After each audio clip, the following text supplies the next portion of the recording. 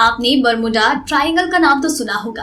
Atlantic महासागर में वो इलाका जहां बहुत से विमान और जहाज रहस्यमय तरीके से गायब हो जाते हैं। सदियों से इस राज को सुलझाने की कोशिश हो रही है। मसला जस का तस है। पर क्या आपको पता है कि अंतरिक्ष में भी एक ऐसा इलाका है जो बरमुडा कहा जाता है? उस इलाके से गुजरने पर भी अंतरिक्ष यात्रियों को अजीबोगरीब तजुर्बे होते हैं। उस इलाके से गुजरते वक्त अंतरिक्ष यानों के सिस्टम और कंप्यूटर्स में खराबी आ जाती है। अंतरिक्ष यात्रियों को भयंकर चमक दिखाई देती है। नासा के एस्ट्रोनॉट रहे टेरी वॉट्स बताते हैं कि उन्हें अपने पहले ही स्पेस मिशन में इसका तजुर्बा हुआ था। वो सोने ही जा रहे थे कि आंखों में भयंकर सफेद किरणों से आंखें चकाचौंध हो गई। वैसे टेरी ये भी बताते हैं कि अंतरिक्ष यात्री बनने से पहले ही उन्होंने इसके बारे में पढ़ा था। वो ये जानते थे कि स्पेस में ऐसा इलाका है जिसे अंतरिक्ष का बरमुडा कहा जाता है।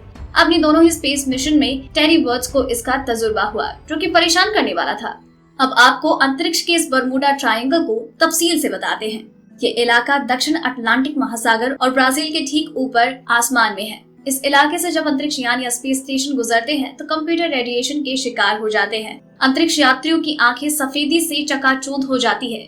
इसकी वैज्ञानिक वजह है, सूरज से हमेशा ही भयंकर और जलने वाली किरणें निकलती है। इनमें इलेक्ट्रॉन होते हैं और विकिरण यानी रेडिएशन भी होता है।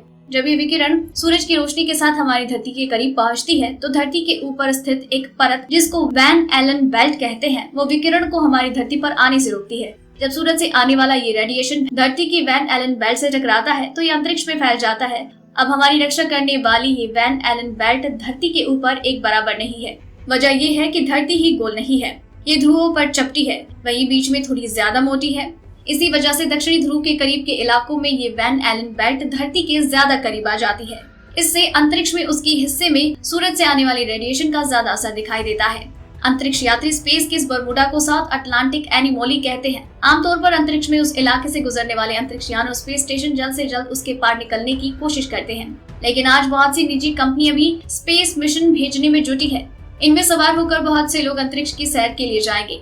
ऐसे में हमें इस SAA यानी अंतरिक्ष के बरमुडा ट्रायंगल से ज्यादा सावधान होने की जरूरत है। नासा के अंतरिक्ष यात्री रहे टेरी वॉट्स बताते हैं कि इस इलाके से गुजरने वाले सैटेलाइट को भी रेडिएशन का हमला झेलना पड़ता है। कंप्यूटर सिस्टम काम करना बंद कर देते हैं। इसी वजह से नासा की अंतरिक्ष दूरबीन हबल इस इलाके से गुजरते वक्त काम करना बंद कर देती है। टेरी वॉट्स बताते हैं कि अंतरिक्ष में इस रेडिएशन से बचने का सबसे अच्छा तरीका पानी है।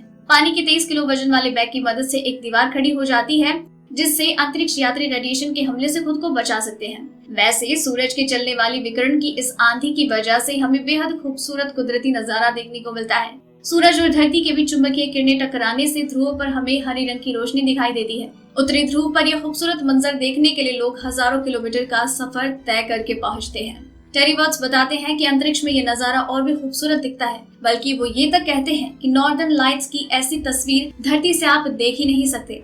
स्पेस स्टेशन पर रहने के दौरान टेरी वॉट्स ने उस हरी रोशनी के बीच से गुजरने का तजुर्बा किया था। वैसे तो धरती पर यह मुमकिन ही नहीं है।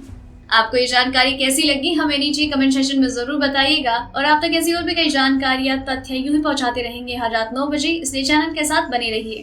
डेली ट्रेंडिंग न्यूज की रिपोर्ट सब्सक्राइब करें हमारा चैनल ऐसी ही लेटेस्ट और इंटरेस्टिंग न्यूज के लिए।